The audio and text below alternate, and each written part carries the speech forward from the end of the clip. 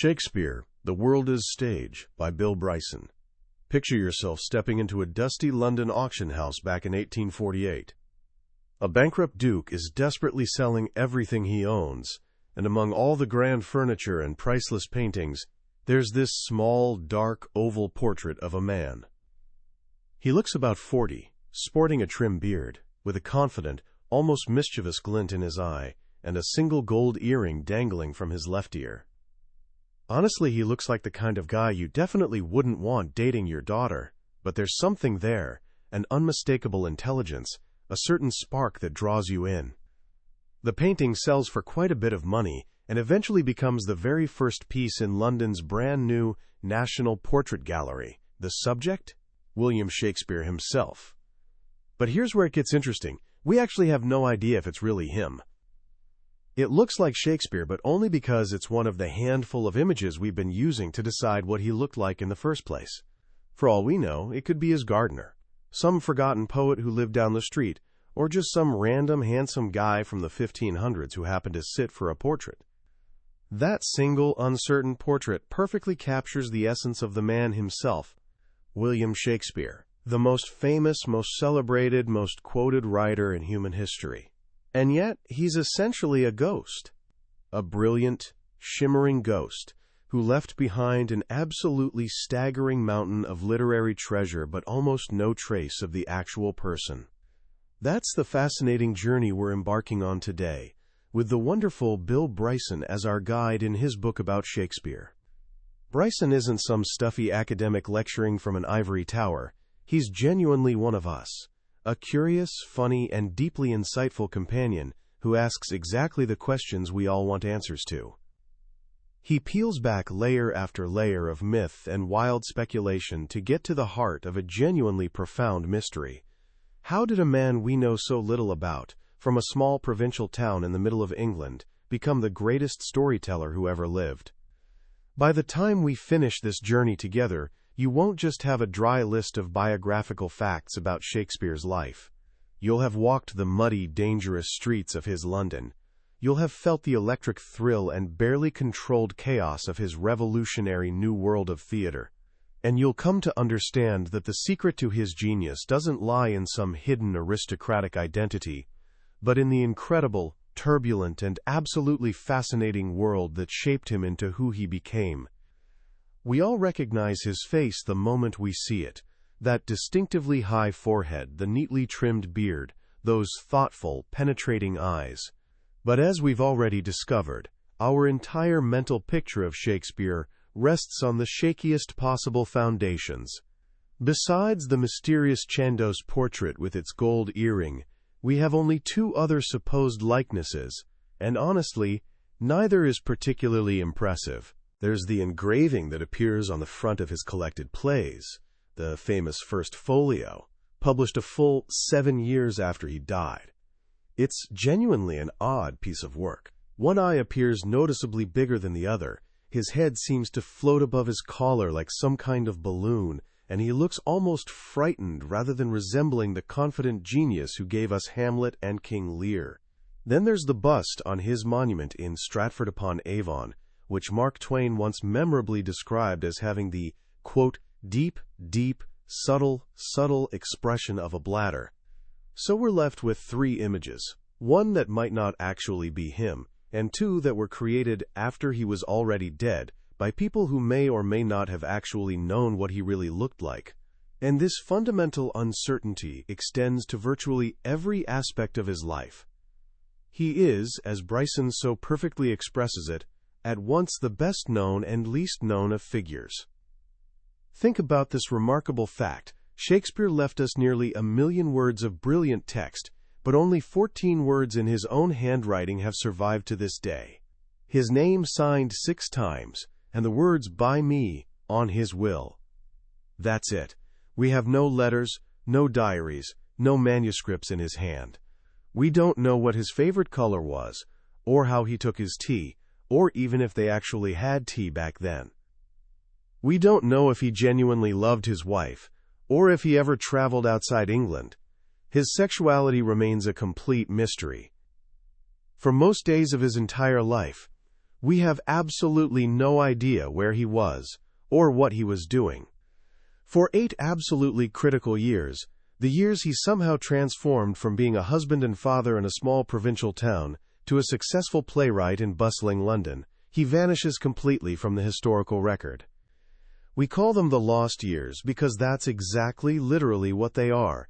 He's like an electron in quantum physics, forever simultaneously there and not there.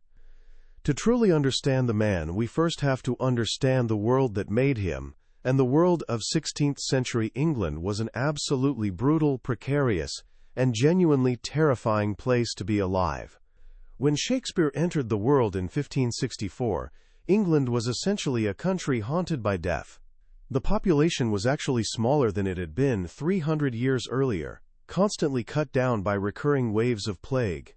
Just surviving childhood was a death-defying act in itself. Forget the plague for a moment.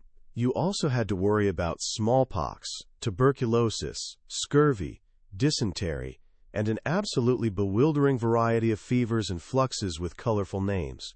It was genuinely rare for a child to know all 4 of their grandparents. In a very real sense, Shakespeare's greatest achievement wasn't actually writing his brilliant plays. It was simply surviving his first year of life. Just a few months after he was born, the plague swept through his small hometown of Stratford-upon-Avon. The parish register has this absolutely chilling note next to the name of a buried boy: Hic incepit pestis. Here begins the plague. 200 people in his small town died that year, roughly 10 times the normal rate. One of the Shakespeares, close neighbors, lost 4 children in quick succession. Somehow, young William survived. It was the first of many small miracles. His world was also being violently torn apart by religious conflict. England was painfully switching from Catholic to Protestant, then lurching back, then back again. Depending on who happened to be sitting on the throne at any given moment, you could be celebrated as a faithful servant one day and literally burned at the stake for your beliefs the next. The new Protestant queen, Elizabeth I, was only 30 years old when Shakespeare was born. In the eyes of Catholic Europe, she was an illegitimate bastard and a dangerous heretic. Popes openly called for her assassination. She reportedly slept with a sword by her bed, just in case. This constant atmosphere of threat and turmoil created a fiercely patriotic and often deeply paranoid England. Daily life was governed by incredibly strict rules and regulations. There were actual laws telling you exactly what kind of fabric you were allowed to wear based strictly on your annual income. A man earning £20 a year could wear satin, but only in his jacket, definitely not a full gown, and only knights and those above them could wear silk stockings. There were even detailed rules about how many courses you could serve at dinner based on your social rank. This was the complicated world that shaped John Shakespeare, William's father. He was a glover and leather worker in Stratford, which was considered a respectable, solid trade, and for quite a while he was actually a very important man in the community. He steadily rose through the ranks of local government, starting as an ale taster, which was literally the guy who made sure no one was watering down the beer, then moving up to constable, and finally achieving the position of high bailiff, which was basically the mayor of the town. So young William grew up in a household of genuine local importance and standing. But there was definitely another, darker side to his father. Court records discovered centuries later reveal that John Shakespeare was also involved in some decidedly shady business dealings. He was prosecuted for illegal wool trading and for usury, which was lending money at exorbitant interest rates, and was considered a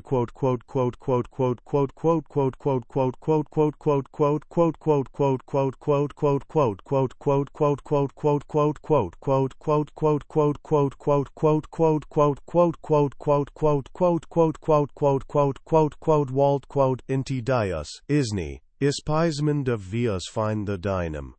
He was lending out cruelly huge sums of money, taking enormous financial risks, and then, quite suddenly, something went catastrophically wrong. In 1576, when William was just 12 years old, his father abruptly withdrew from public life entirely. He stopped attending town council meetings and was even listed as missing church services, quote, for fear of process for debt. The family's fortunes had completely crashed. During all this family turmoil, young William was likely receiving what would have been considered a top-notch education for the time at the local grammar school. The school day was absolutely brutal by modern standards, starting at 6 in the morning and running until 5 or 6 at night, 6 days a week, with students sitting on hard wooden benches the entire time. The curriculum was almost entirely focused on Latin. Not just reading it passively, but memorizing huge passages, reciting them flawlessly, and learning every single rhetorical trick and device imaginable. One of the main textbooks actually taught students 150 different ways to say, "Thank you for your letter" in Latin. Ben Jonson famously said that Shakespeare had small Latin and less Greek. But, honestly, by the standards of his day, a grammar school boy would have had a significantly better grounding in the classics than most university graduates have today. Then, at about age 15, his formal education abruptly stopped. And what he did next is yet another frustrating blank space in his story. But we do have one absolutely concrete fact. In November 1582, at the age of just 18, he got married. And there was definitely a rush involved. His bride was Anne Hathaway, a woman from a nearby village. We know exactly 3 things about her for certain. She was 8 years older than him, she came from a reasonably well-off family, and when they got married, she was already 3 months pregnant. It actually wasn't particularly unusual for a bride to be pregnant at the time, but the remarkable speed of their marriage definitely was unusual. They paid a whopping £40 for a special license to get married, with only 1 reading of the banns instead of the usual 3. That was an absolute fortune, especially for a young man whose father was actively hiding from debt collectors. Whatever the actual reason for the rush, they were married, and 6 months later, their first child, Susanna, was born. Just 2 years after that, they had twins, Hamnet and Judith. So here he is, not yet 21 years old, with a wife, 3 very young children, a family in serious financial trouble, and absolutely no obvious prospects for the future. And then, incredibly, he simply disappears from history. For the next 8 years, from 1585 to 1592, the historical record goes almost completely silent. This is the great frustrating void, the infamous lost years. Where did he go? What on earth did he do? The theories are absolutely endless and wildly varied. Some claim he fled Stratford after being caught poaching deer from a local aristocrat's estate, though the estate in question didn't actually have a deer park at the time, which is a bit inconvenient for the theory. Some suggest he worked as a schoolmaster somewhere in the country. One particularly fascinating theory proposes that he traveled to Lancashire in the north of England and lived with a prominent Catholic family, possibly working as a tutor or actor. There's actually a record of a William Shakespeare in the household of a wealthy Catholic gentleman, and some genuinely tantalizing connections have been drawn, but nothing remotely solid. The honest truth is, we just don't know. All we know for certain is that somehow, during those mysterious missing years, he made his way to London and completely transformed himself. By the time he reappears in the historical record, his life is already more than half over, and he's right on the verge of becoming a genuine star. The London that Shakespeare first encountered was a place of absolutely breathtaking wonder, mixed with horrifying squalor. It was one of the truly great cities of Europe, but life expectancy there was a mere 35 years. The city was a walled fortress of just 448 acres, absolutely crammed, with people living on top of each other. The streets were narrow and dark, and the upper floors of the houses leaned so far over that they nearly touched, effectively trapping the overwhelming stench of refuse and open sewers below. But for a young man from the quiet countryside, it must have been absolutely electrifying. This was a city where a single theater could hold more people than existed in his entire hometown. The main highway was the mighty River Thames, constantly bustling with boats of all sizes.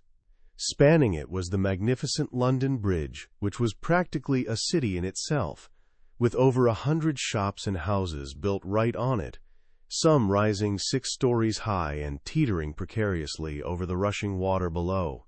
And at the southwark end of the bridge, visitors were treated to a genuinely gruesome welcome. The severed heads of executed traitors displayed prominently on poles for absolutely everyone to see.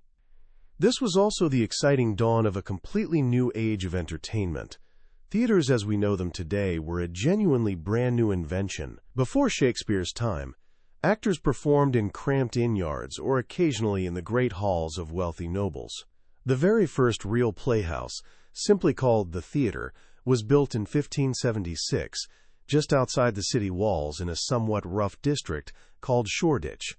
These theaters legally had to be built in the so-called liberties, which were areas lying just outside the city's official jurisdiction, and they shared these neighborhoods with brothels, insane asylums, and genuinely smelly industries like tanning, which famously used huge vats of dog feces to soften the leather.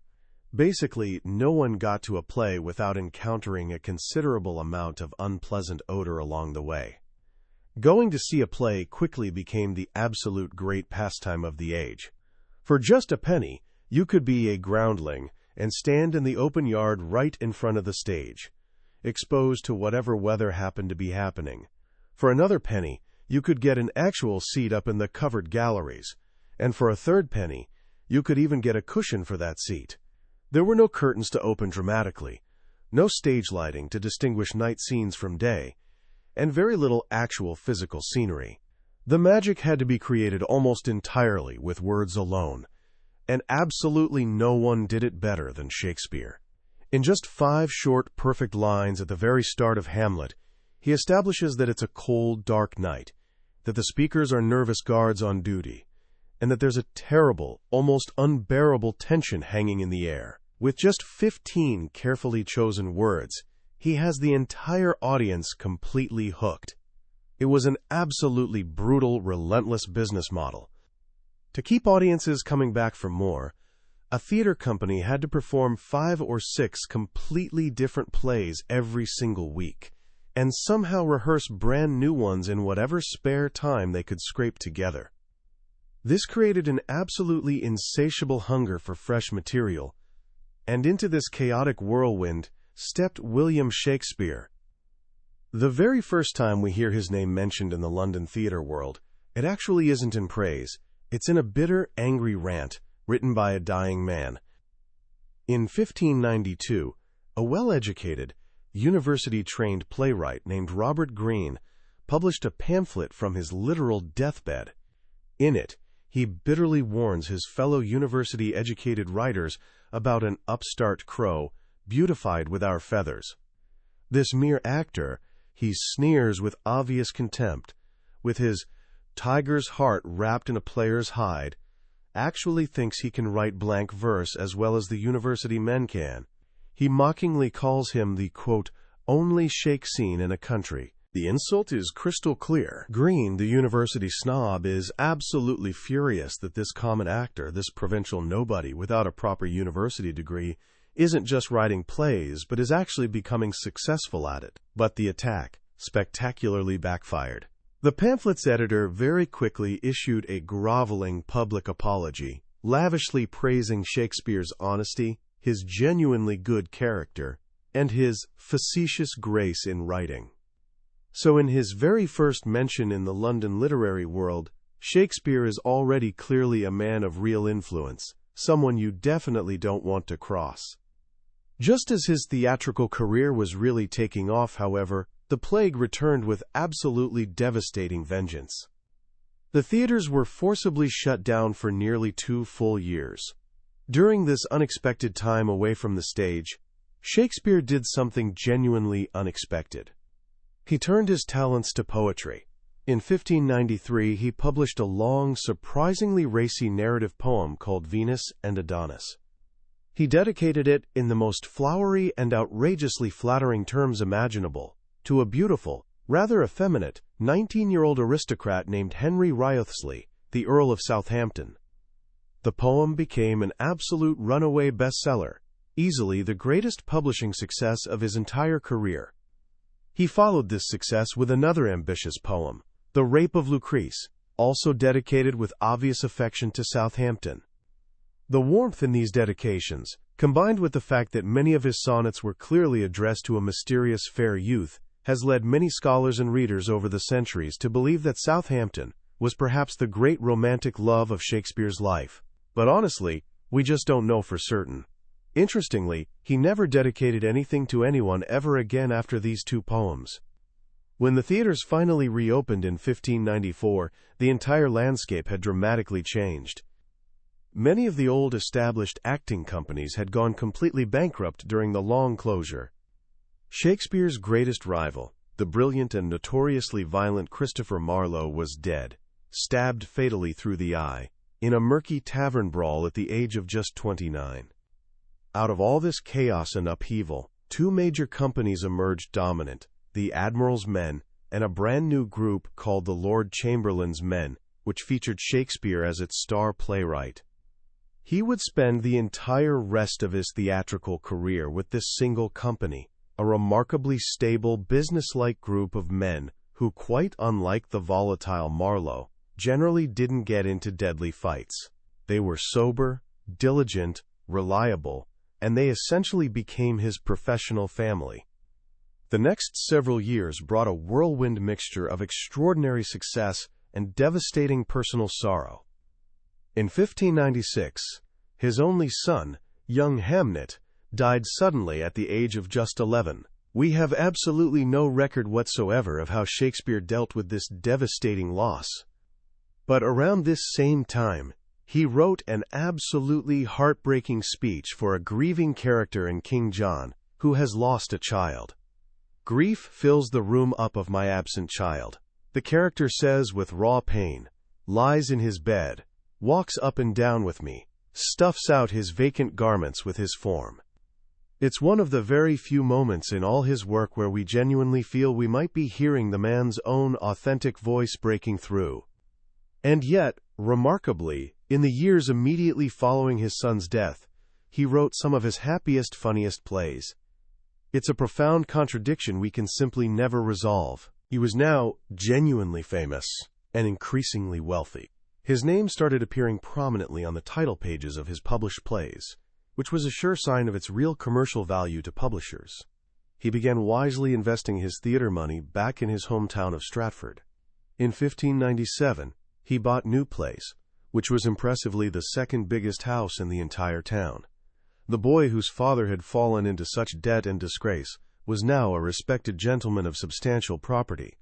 He even went to the trouble and expense of buying an official coat of arms for his father, which formally made the entire family legally recognized, quote, gentlemen. Then came perhaps the boldest, riskiest move of his entire career. In the dead of winter, on the cold night of December 28, 1598, the Lord Chamberlain's men quietly snuck over to their old playhouse, the theater, whose lease they had unfortunately lost in a bitter dispute. Working quickly with a team of skilled workmen, they secretly dismantled the entire massive building, timber by timber, and carefully ferried all the wood across the frozen River Thames under cover of darkness. On the south bank, in the somewhat disreputable district of Southwark, they painstakingly rebuilt it from scratch. They called their new theater the Globe. The Globe was owned collectively by the actors themselves as shareholders, and Shakespeare proudly held a 10% share. And in this remarkable wooden O, as he affectionately called it in the script of Henry V, he entered an extended period of creative brilliance that has genuinely never been matched in human history. In just over a single decade, he somehow produced Julius Caesar, Hamlet, Twelfth Night, Othello, King Lear, Macbeth, and Antony and Cleopatra. Just imagine for a moment what it must have been like to actually be in that audience, hearing those immortal words for the very first time, not knowing at all how the story would end or what would happen to the characters you were growing to care about. There honestly cannot have been many more genuinely favored places to be in all of human history. And then, just as mysteriously as he had originally arrived in London, he began to slowly retreat from it. In his later years, he wrote noticeably less, collaborated more frequently with other playwrights like John Fletcher, and spent increasingly more time back in quiet Stratford. In March 1616, he was clearly seriously unwell. He carefully revised his will, and his signature on it is noticeably shaky and uncertain, completely unlike his earlier signatures. It was genuinely a terrible time for the family. His daughter Judith had just married a local man who was almost immediately charged with getting another woman pregnant, creating a massive scandal. His brother-in-law died suddenly. Then, on April 23, 1616, which is traditionally celebrated as his 52nd birthday, William Shakespeare himself died. The actual cause of death is completely unknown. His will is a disappointingly dry, purely business-like legal document. He left the bulk of his quite considerable estate to his eldest daughter, Susanna. To his wife, Anne, after more than 30 years of marriage, he left just one single thing, added almost as an obvious afterthought squeezed between the lines: "My second best bed." Scholars have argued passionately for centuries about what this really meant. Was it a deliberate insult, a final snub to a wife he'd perhaps never loved? Or was the second best bed actually their personal marital bed, with the best bed reserved for guests, making it actually a tender private memory? We will simply never know for certain. And that really could have been the complete end of the story. His plays could have been lost forever to history. In his own time, printed plays were treated rather like scripts for a modern television show. They belonged legally to the theater company, not to the individual writer, and many were simply never printed at all. Of the roughly 3,000 different plays that were staged in London during Shakespeare's era, a staggering 80% are now known only by their intriguing titles. The actual plays themselves are gone forever. But 7 years after his death, two of his old friends and fellow actors, John Hemingway and Henry Condell, did something absolutely heroic that changed literary history forever. They painstakingly gathered up every script they could possibly find, hunting down rough drafts, prompt books and actors, personal copies, and published them all together in one giant, ambitious volume.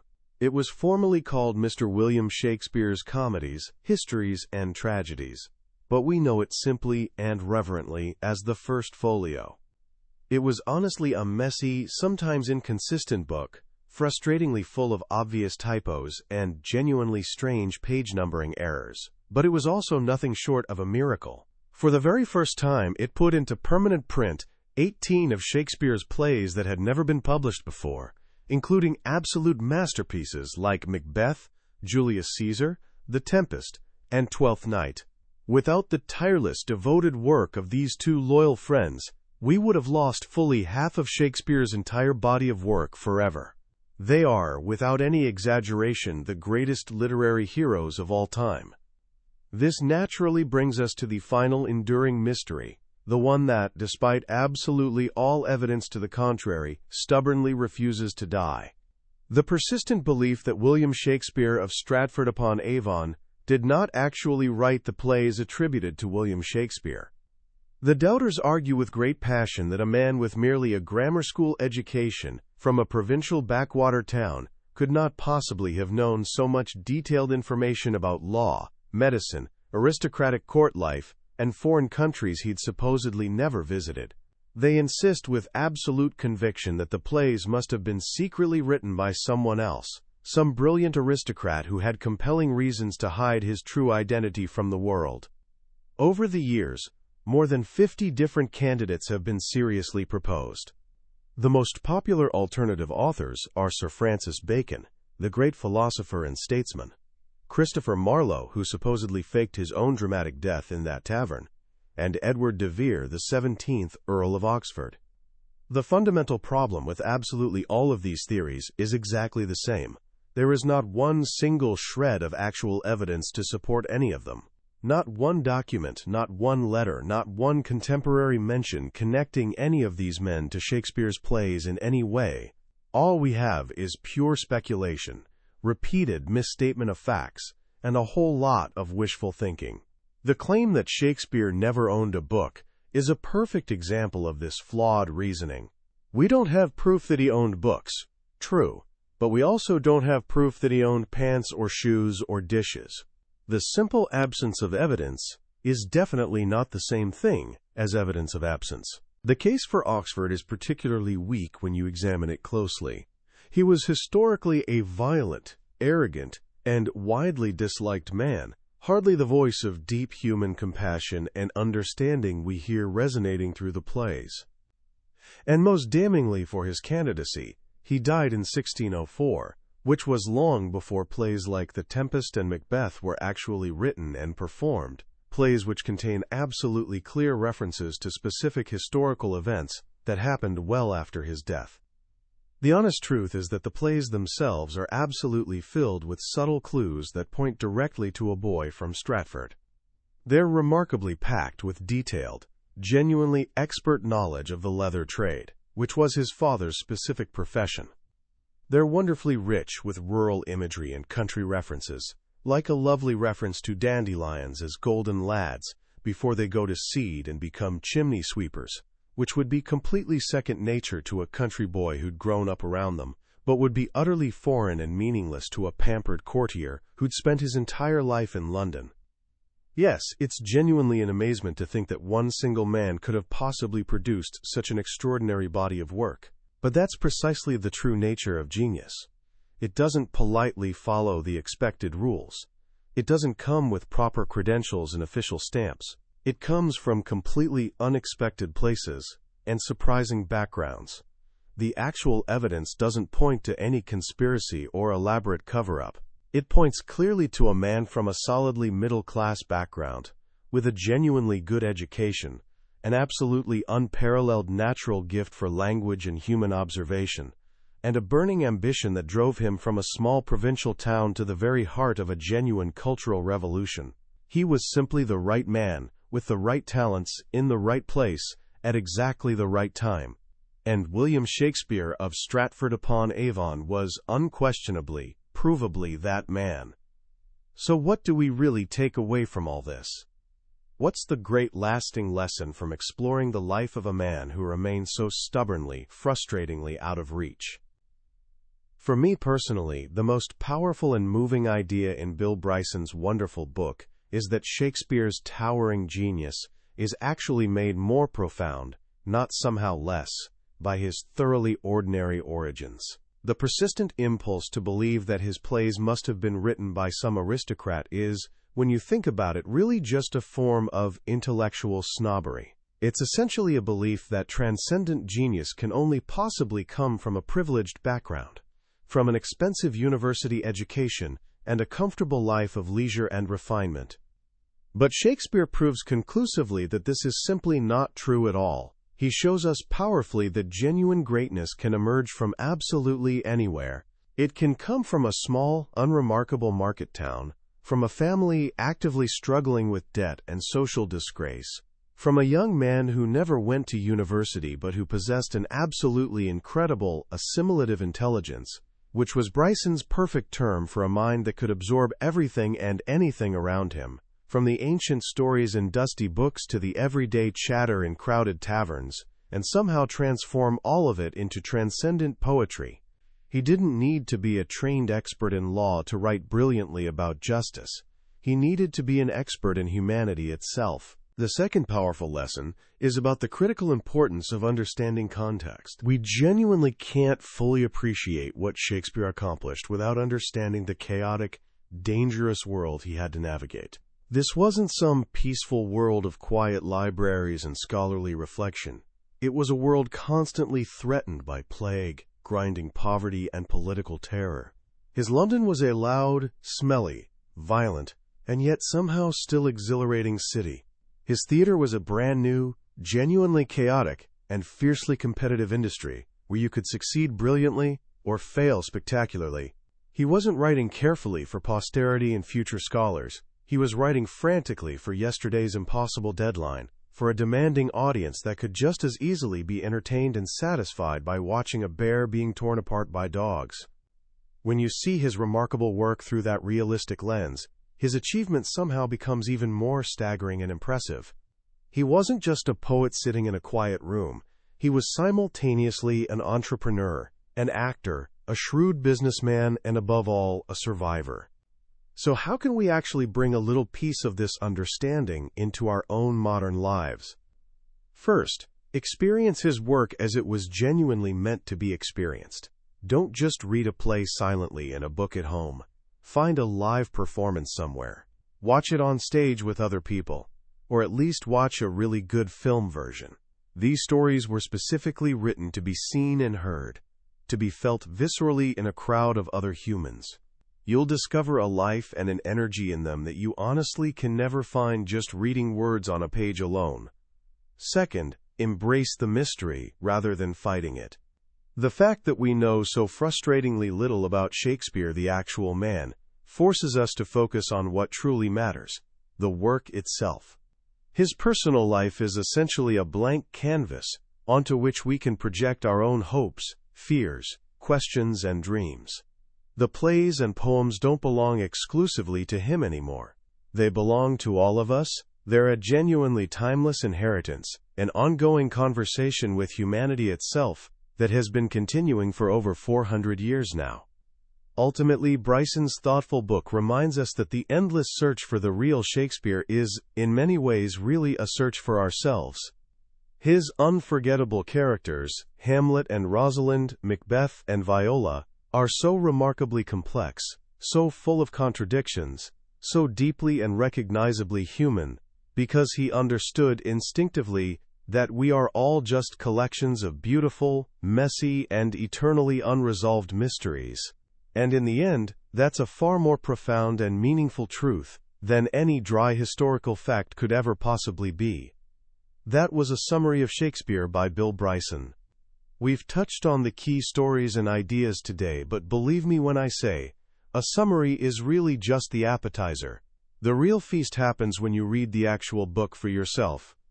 It's in the way Bryson tells a story with such warmth, the funny little details he unearths with obvious delight, the way he makes a world from 4 centuries ago feel so immediate and alive. This summary is here to help you decide if this particular journey is one you want to take yourself. If anything we've talked about has sparked your curiosity even a little bit, I honestly can't recommend it enough. Reading it isn't just about passively learning facts. It's a genuine adventure that will change how you see the most famous writer who ever lived. The link to the book is in the description below. Also, if you found this exploration valuable or interesting, it would honestly mean the world to me if you'd hit that like button and subscribe to the channel. That way, you won't miss our next deep dive into another incredible book. Let's keep exploring the greatest ideas together.